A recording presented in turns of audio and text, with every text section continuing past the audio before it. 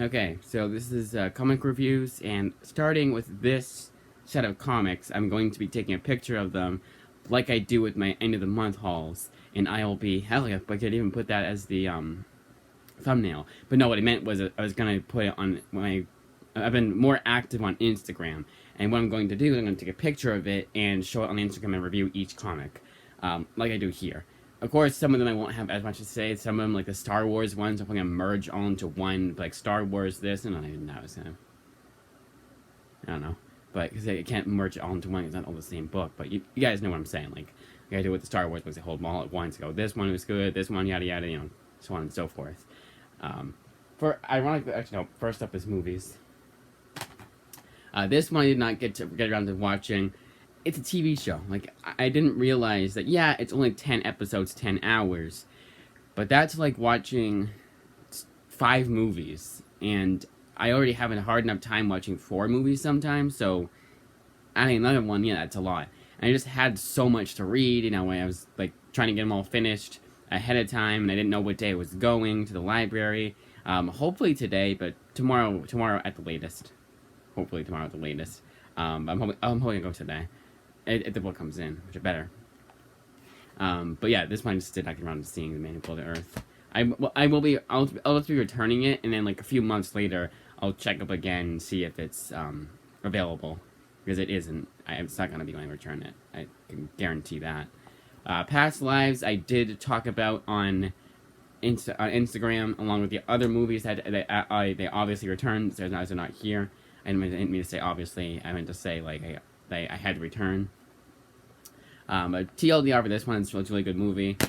Exorcist Believer was not as bad as I thought it would be, but not nearly like when you think of it's not terrible, but then you think of it as a sequel to The Exorcist, it's a hell of a lot worse. It gets worse the more you think about it. But I didn't enjoy it, but I didn't hate it either. I was just like kind of like thought it was okay at best. Then Talk to Me, I really liked. It was well worth the wait. And was that all the movies? So it was 1, 2, 3, 4, 5. Yeah. If there's any others, then they're on Instagram, which is nice. I'll double check on Instagram. Oh, come on. All right. So yep. I feel like sometimes my apps take longer to load than other times. Like this one's like taking super long to load. All right, I'm gonna assume I'll wait till it loads up. Star Wars: The High Republic, I did not like. I thought it was extremely like not juvenile. Like it had like a bunch of like kiddie jokes, like toilet humor or anything like that. I didn't. But it was just like boring, like nothing interesting, and it was kind of like they knew they didn't have to try as hard for kids, because kids are just gonna read the pictures. Kids are just gonna look at the pictures more than anything, and that's all they're gonna remember. Like that's what they thought, but no. But I didn't like it at all, and it wasn't even like nothing in it was insultingly bad, and obviously, clearly, oh, Blue Beetle. Blue Beetle I really liked. Blue Beetle was super enjoyable. Not like a super good movie, like not like an 8 out of 10 or anything like that, but I was thoroughly surprised with that movie. A lot of things happened in it, and I was surprised they happened. Like, you think like Blue Beetle, think like all the other modern superhero movies, it's not gonna have any stakes and just gonna like be there just to exist kind of thing. But no, it's a lot more memorable than the last few superhero movies I've watched. And I think I liked it more purely based off the fact that all the superhero movies I've been getting recently have been really lackluster and kind of honestly kind of boring, and especially in Shazam 2's case. Like I really enjoyed the first Shazam, the second Shazam I found boring, which is not something that should be associated with a superhero movie. But Blue Beetle I did actually enjoy, and I would I would be up for a sequel. I was trying to say like I would like support a sequel. That didn't sound right. But yeah, going back to Star Wars High Republic, just not great. Nothing memorable at all, honestly. Pretty damn boring. Poe Dameron, Volume 5. By far the best volume in the series.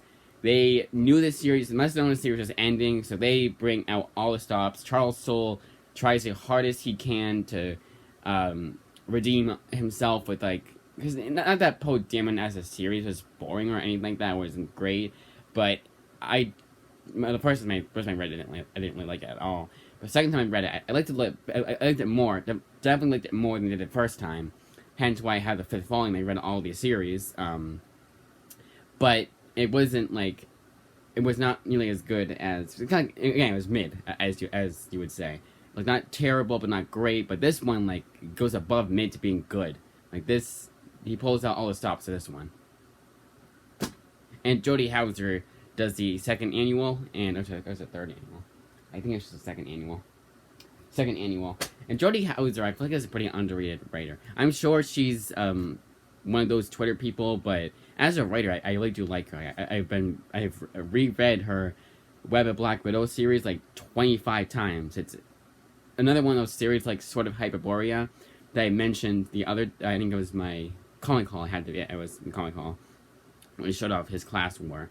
Much like Rob Williams' sort of Hyperborea, you could finish Web of Black Widow in like a few hours, like 2 to 3 hours, honestly. It's that fast paced, and a lot of it's not as dialogue heavy as hell, even some modern comics. It's like really I'm trying not to stutter, but I don't know why. It's just difficult. Dr. Aphra, Volume 2. I should have known that. I'm really disappointed that my library does not, and none of the other libraries has Volume 3. This is the last volume, and I mistakenly thought, I knew they didn't have Volume 3. That's not why I picked up Darth Vader. I picked up Darth Vader because they had all 4 volumes of that, but Dr. Aphra is a follow-up series, and I knew they didn't have all 3 volumes. In fact, for a few minutes there, I was debating even getting the first 2 volumes again, because I knew I'd be disappointed because they don't have Volume 3. And that's to say, this is a damn good series. Not as good as Darth Vader, but that's because I think Kieran Gillen, to put it in slightly vulgar terms, blew his load a bit too early with Darth Vader, and then when Dr. Aphra comes, he has some, like, it's definitely not terrible. It's still like an 8 out of 10 book. His Darth Vader's like a 9.5 out of 10, but it's still good. I still recommend it, obviously, but it's not nearly as good as Darth Vader run. Nor did I really expect it to be. The final volume in Jason Aaron's Star Wars run, and it just I'm starting to see the series go. I kind of wish he had at least 1 to 2 volumes more, or maybe 1 volume more. But yeah, as to say, this is a damn good Star Wars run. If you've not read this run, you're skeptical of checking out the Disney Star Wars comics, check this out. Check out Volume 1 of this and Volume 1 of Darth Vader. If you don't like that, then all the rumors they say about Star Wars fans are true. I'm sorry to say that, but that is, like, there's no way you can't like Darth Vader by Kieran Gillen. If you don't like Kieran Gillen, Darth Vader in Star Wars Jason Aaron to the point where you find it insulting to the original legacy, then you are the actual Star Wars fan people are saying that you are. And I don't mean that you don't like if you read Darth Vader, Darth Vader, Kieran Gillen, and Star Wars Jason Aaron, if you don't like it, that's fine. But if you consider it to be an insult, that's what I was trying to say. Like, obviously, like, I can understand if you don't like Jason Aaron, Star Wars, and Kieran Gillen, Darth Vader. Although even then, I would say, the hell is wrong with you? But obviously, like, that's your opinion. But I'm saying, like, if you consider it to be an insult, like, oh, it's this and that, yeah, you're officially what people have theorized, or not theorized, but have said you are, but you kind of, I always denied it and kind of thing. But moving on. Star Wars Lando by Charles Soule. Much better than the Roddy Barnes. It's kind of funny because I really do like Roddy Barnes as a writer. But this one's a lot better. The Double or Nothing one, I do think it needs a reread. I actually will be rereading it pretty soon here. I think come May, when it's May the 4th, I will try for that week, and whatever day that lies on, or like before then, I'll get a bunch of Star Wars books, like all the ones that I can think of, like Darth Vader by Kieran Gillen, Jason Aaron Star Wars, this one, the Poe Dameron one, the Dark Horse Epic Collection from Marvel. Like all of those. Come on now. There we go. I was doing like yeah, guys, I got a clear throat. It wasn't going away. But yeah, this one's pretty damn good.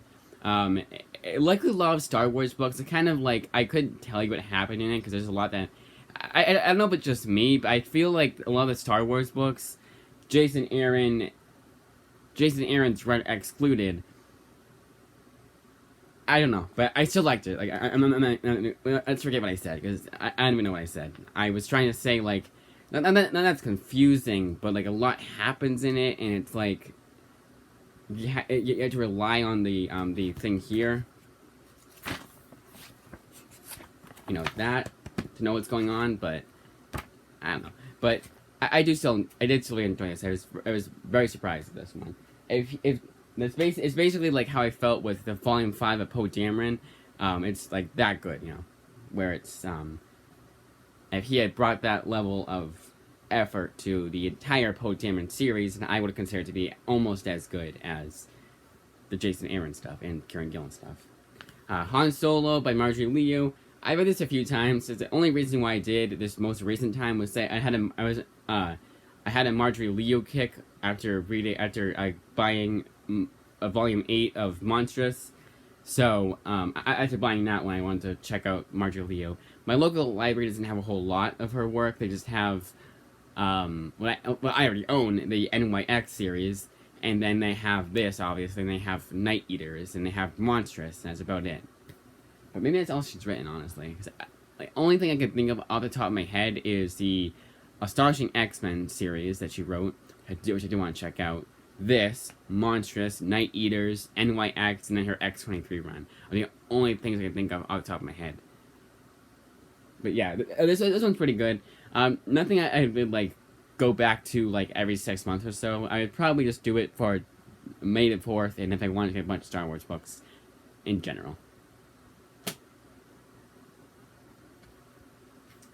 Captain America Forever Allies, right? Yeah.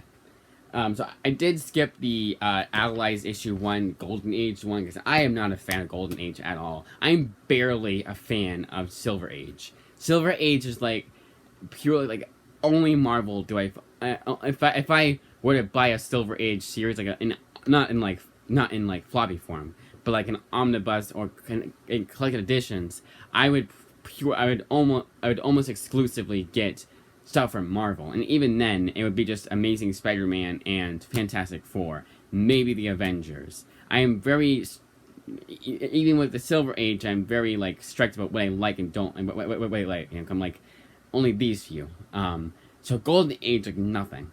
The only thing I kind of enjoyed was the Green Arrow one, because I thought that was like just what I wanted. Like it was ridiculous, and it was, for what it was, fast paced. If I remember it being. I just remember really enjoying it. I read it not too long ago. It was the Green Arrow celebration of 80 years kind of thing. They did those like anthology books. They just give you a bunch of random issues from Green Arrow's history.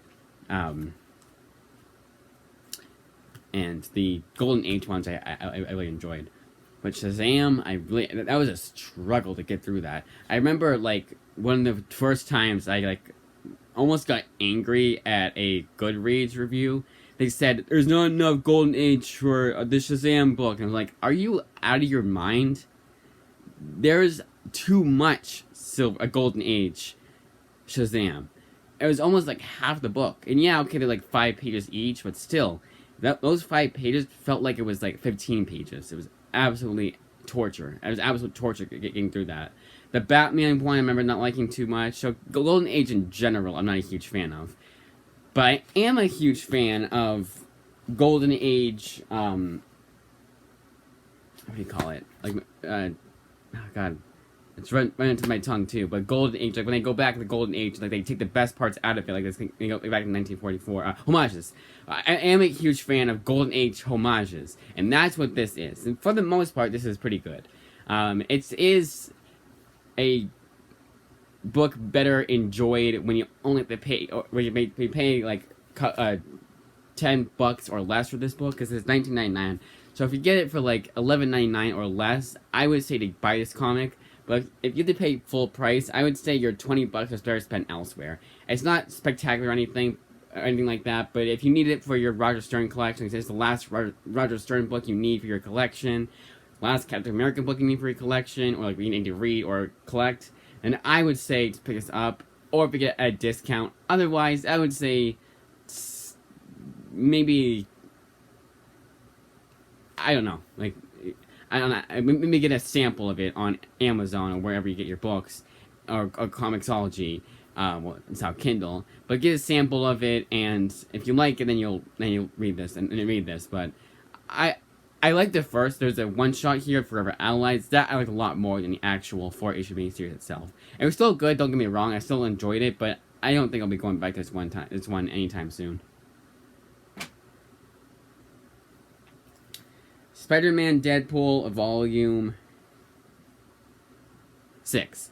Now, Volume 7 I put in. They said it wasn't available. It was, though. Like, it was. I saw it with my own two eyes. It was one. It was in the place that I've been getting all these books from. Same library. I inquired my librarian about it because she's the one that puts in the books for me. Like, not for me, but she's the one that, like, talks to other libraries and gets the books, from those and that kind of thing. But I put it in, obviously. And she said, like, it was probably because it was so close to Christmas time when they put it in over the holiday season. And it's still awaiting approval from that library.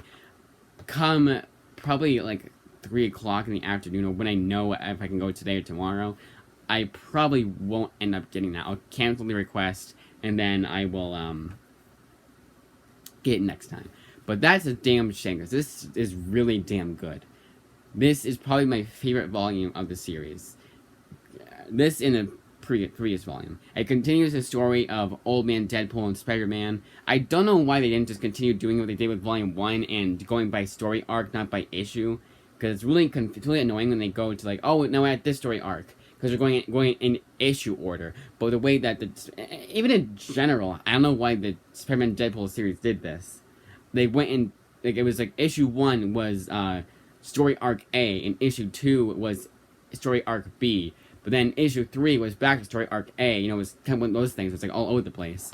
But I still enjoyed it nonetheless. But I do wish they had continued to do what they did with the first 2 volumes and go by story arc, not by issue. Venom Volume 1 is mostly good, but there's an issue in here where it's just going over the history of, like, the King in Black kind of thing, like, kind of like what they did with History of Marvel, and I really hated History of Marvel, the way they did that. It was one of the very few Kindle books I got a refund for, because I had no desire to read that series. And it was just kind of telling the history, not showing it. Yeah, it was a comic book, so there was artwork, but there's so many different ways you could do that, and they went the kind of the laziest route. If you like that kind of storyline, like that kind of storytelling, sure, good for you. But I didn't like it at all. I just thought it was like showing, not telling.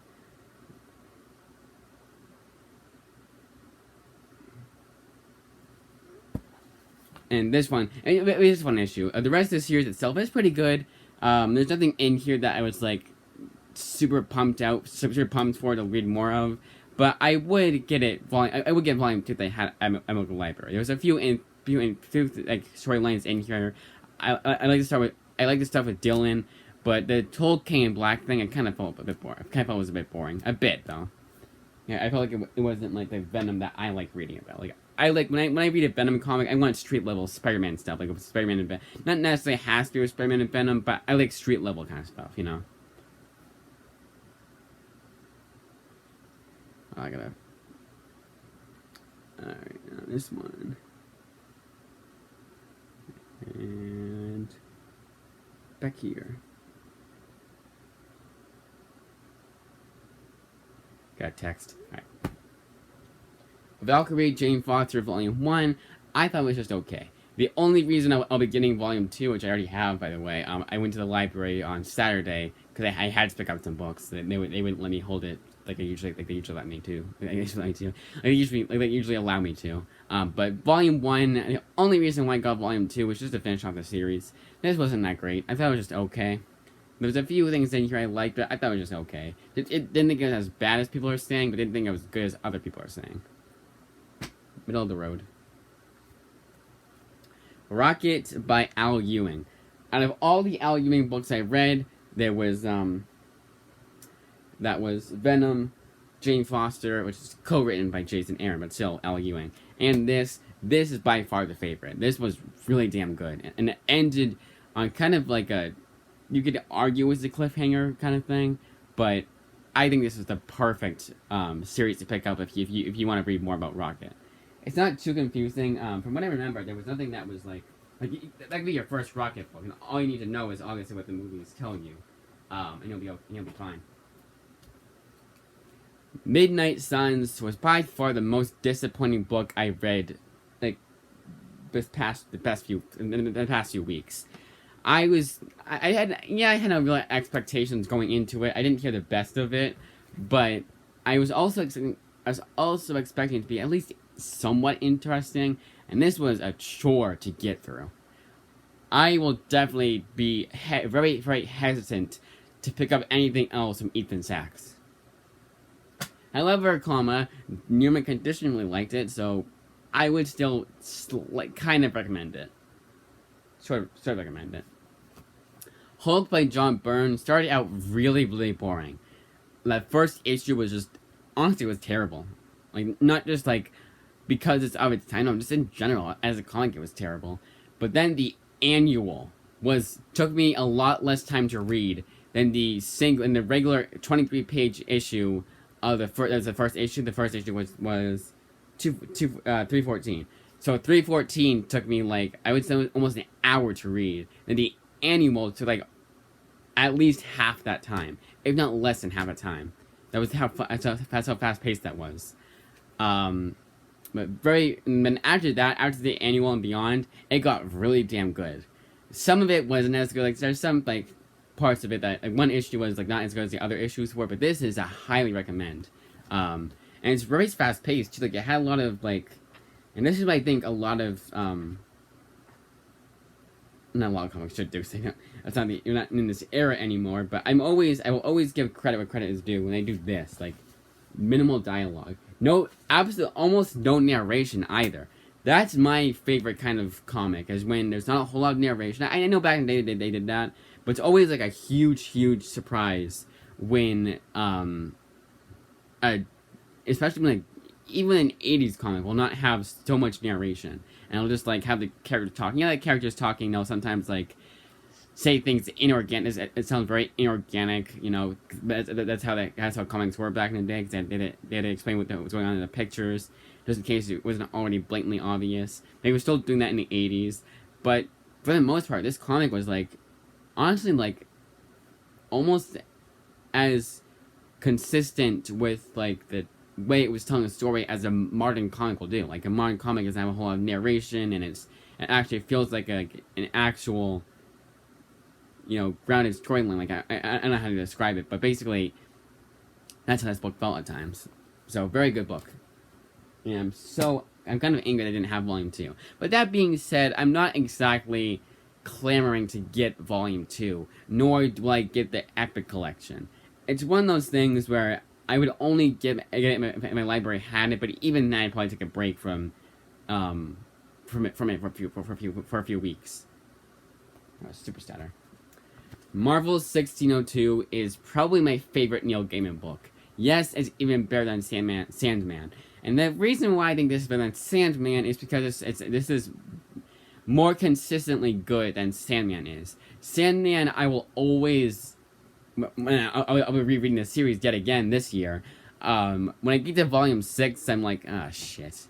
Because that is the worst volume, in my opinion. I'm pretty sure it's Fables and Reflections, that one. That one just, like, the story was getting really, really good, and you had this storyline and that storyline, like, you were, like, no matter which character they focused on, it was still super damn interesting. And then Fables, it was a bunch of flashback stories the characters don't give a shit about, except for the last one, which is Orpheus, the guy who got his head cut off. Mild spoilers for Sandman, but I had to say that because I had to tell you guys what it was. I'm pretty sure that's what it was. Whatever the last story was, that is actually the longest story. I think it's like 50 pages. That one was really good. But everything else in that volume I did not like. That's the weakest volume of Sandman for me.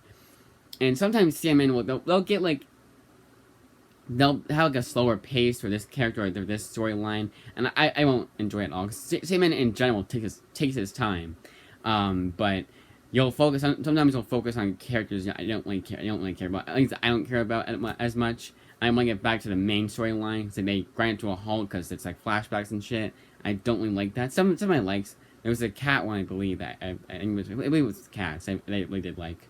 Yes, it was. It was animals, talking animals. I really liked.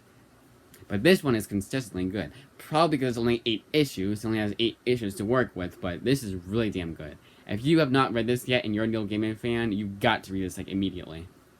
This is a reread, so but if it weren't a reread, if I was reading this for the first time, and I felt the same way I did now, they did my the first time, this would be a pick of the week.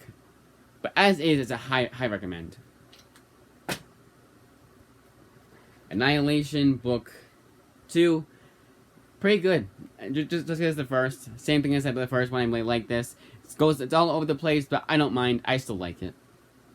Check it out if you like Cosmic Marvel. Moon Knight by Bendis. So, huge ass disclaimer here. I had not read a whole lot of Moon Knight. And I remember people saying that this was not their Moon Knight. But I still liked it. Being someone who hasn't read a whole lot of Moon Knight. It reminded me a lot of Brian Michael Bendis' run on Jessica Jones. That kind of feel for it. And whenever something reminds me of it, without being a copycat, I will always enjoy it more than that. I always enjoy it for that alone sometimes. But as is, it was really damn good book. It was really interesting, and I would consider reading it again pretty soon here. Like 6 months from now, at least, I expect to see that book again. Along with this one, Rocket Raccoon and Groot, Volume 0. I'm really hoping they have the complete collection, or at least the volumes that collect that entire series. This is Volume 0. But this one was outstanding. You got a Scotty Young run on Rocket Raccoon, which is really good. Some of it, like, the first 2 issues where I felt like weren't as good, but it got really damn good. Like, it makes up for those few issues I didn't like. The whole entire book makes up for that, like tenfold. This is, without a doubt, a 9.5 out of 10 book. It is. I highly recommend for Guardians fans. Like, if you've not read this book and you're a Guardians fan, you can actually pick this up with Volume 0. Pick this up immediately. The Amazing Spider-Man Clone Saga. Starting out, it's honestly pretty good. But I know it gets bad as it goes along. And I want to see how bad it gets. But I don't think my library will have anything beyond Complete Collection Book 3. Unfortunately. Just like last time. Archie Meets the Punisher. Slightly disappointing, but I still found a lot more to enjoy in this book than Comic Pop did. Comic Pop, like, tore that one a new one. I was like, that's kind of unfair. But I saw where they were going with it. I saw where they were going with it. I knew, like, I can understand why they felt that way. Archie, Mark Waid, Volume 2.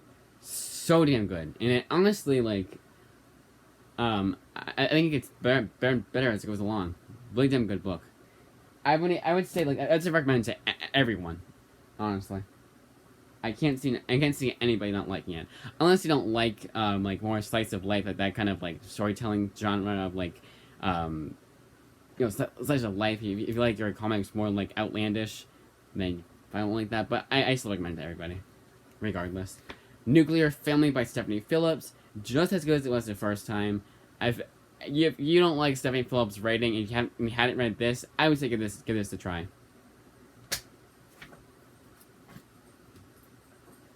The Names by Peter Milligan, just as good as it was the first time. It is a supremely underrated book. Superman Birthright is probably my favorite Superman book, honestly. At least my top 5. Top 3. Batwing. My pick of the week by far. And that's with everything I've talked about thus far.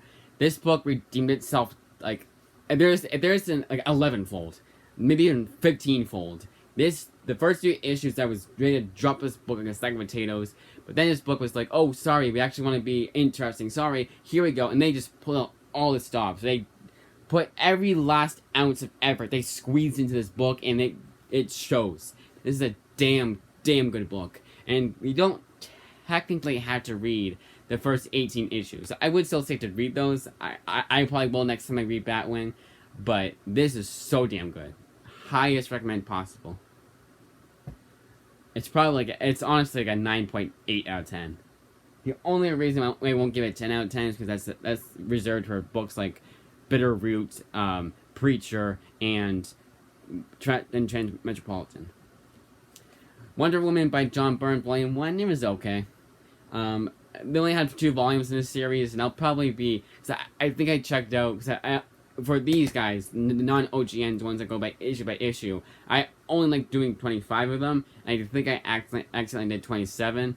Not accidentally, because it's kind of purpose after a while. So I'll be probably reading this first thing, Volume 2 first thing, if that's the case. But just alright. Nothing to write home about at all. So it was pretty well paced here and there. I will say I was never like completely bored with that, but even then it was just okay. Proof that not every book that has great pacing is a good book in my opinion. Like that's a good way. That's a good. Actually, that's a good way of So I will always give a book a free pass if it has really damn good pacing. This did have really damn good pacing. That's what I say. That's what I mean when I say I give this book a pass. It's just okay. But if it was like it had good pacing and it was really like interesting, like Batwing was, then that's when I would say okay. Then it's like above like a 6 out of 10. This is like a 5 out. Like honestly, a 5.5 out of 10. Man, now I'll say 6. Wonder Girl Homecoming. Well worth the wait. Very damn good. I want to see more of this character. But not in Trials of the Amazon. No, I want to see another Wonder Girl series by Joelle Jones.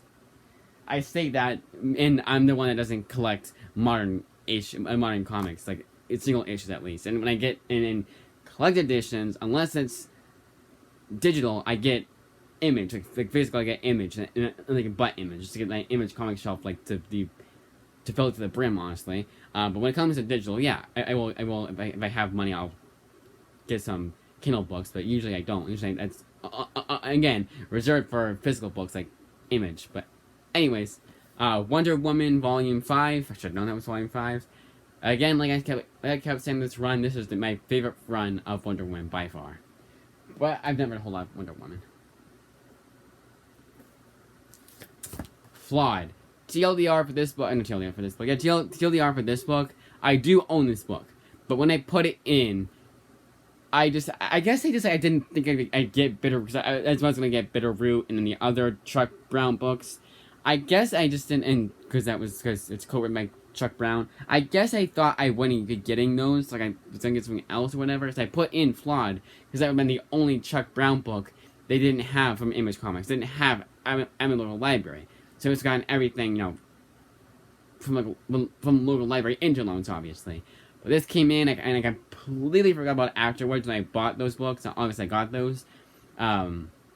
Completely forgot I put this in for material requests. Then it came in, I was like, oh, shit, I forgot about that. And I decided, you know what, they went to all the effort of getting this book and, processing it, all that shit. So I'll check out their copy and read it for the first time with their copy. And that's exactly what I did, and this was so damn good. Not as good as Bitterroot, but almost, honestly. It's not, I would say it's right in the middle. It's, like still like an 8 out of 10, but On the Stump was probably the worst one I've read, but even that was like a 6 out of 10, like it's maybe 6.5 out of 10. It was just like okay, but it was still pretty good. Like I enjoyed it. It wasn't terrible or anything like that. But this was really damn good. I probably will try and reread On the Stump. That way I can give you guys like a ranking video, like a true ranking video of those books. Then finally, last but certainly not the least, The Walking Dead Volume 6. This, book 6, rather, it's a hardcover. This series is just getting so damn good. It's one I've read before, but it's been so long, I forgot what happened to it. What will happen, I'll be like reading this like book like here, for example, be like, okay, so I remember that. Oh yeah, I forgot about that. But I also remember, like, say like this character will do something. The character will do like something like they'll go to this area, and I'm like, that's right too. This is what happens. This character dies. That's right too. I'm giving a non-example. It doesn't actually happen in the book. But they go here, and then the zombie comes out of nowhere, and like it flies down and scoops him up, and they fly off like Superman. Like, oh yeah, I remember that. Obviously, it's not happening in the book. I just don't want to spoil the book for anyone. But like, I'll be reading it and like, oh yeah, this is when it happens. Like, I remember as I'm reading it. Before then, I won't remember. And sometimes, some things I didn't remember at all, and I was surprised I didn't remember them at all. But it's almost like reading for the first time. It is so damn good. You guys, everyone that's watching this video, read this series, like, right now. So now I will do my out of 10 reviews.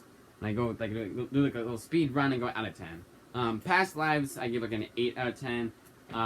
Exorcist Believer, 2 out of 10. Blue Beetle, 7 out of 10. Talk to Me, 9 out of 10. That was all the movies. And the original Exorcist, I always give it a 9.5. Like, that one, I've TLDR for that one too, because I actually did, I was planning to check out. That's obviously as good as everyone's saying it is. It's like, it's a classic.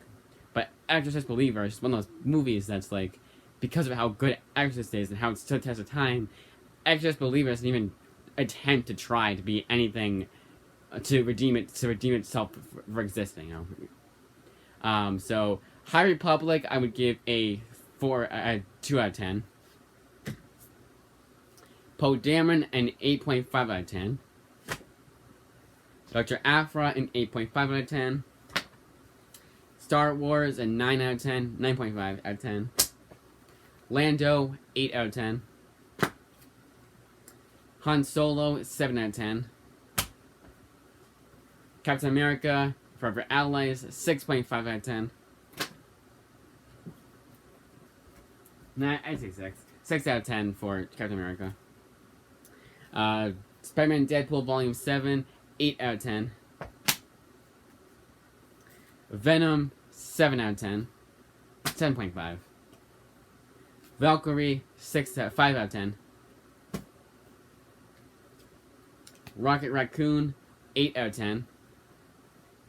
8.5. Midnight Suns, 3 out of 10.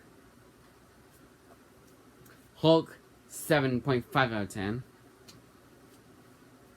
Marvel 1602, 9.5 out of 10. Annihilation, 8 out of 10. Moon Knight Bendis, 7.5 out of 10. Rocket Raccoon, 9.5 out of 10. And Groot. Rocket Raccoon and Groot, 9.5 out of 10. Spider-Man Clone Saga, 6.5, 7 out of 10. 7.5 out of 10. It's still as it is. It's not the greatest, but it's not as bad as the Clone Saga gets.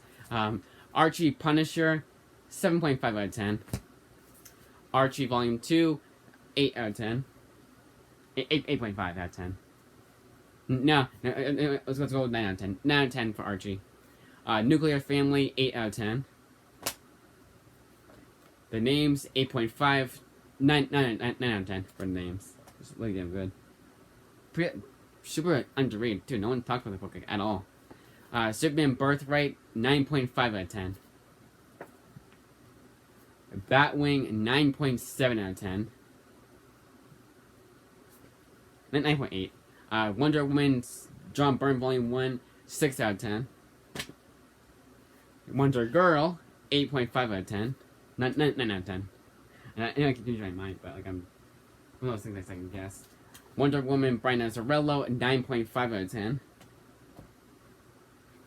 Flawed, 8.5 out of 10. And The Walking Dead, 10 out of 10.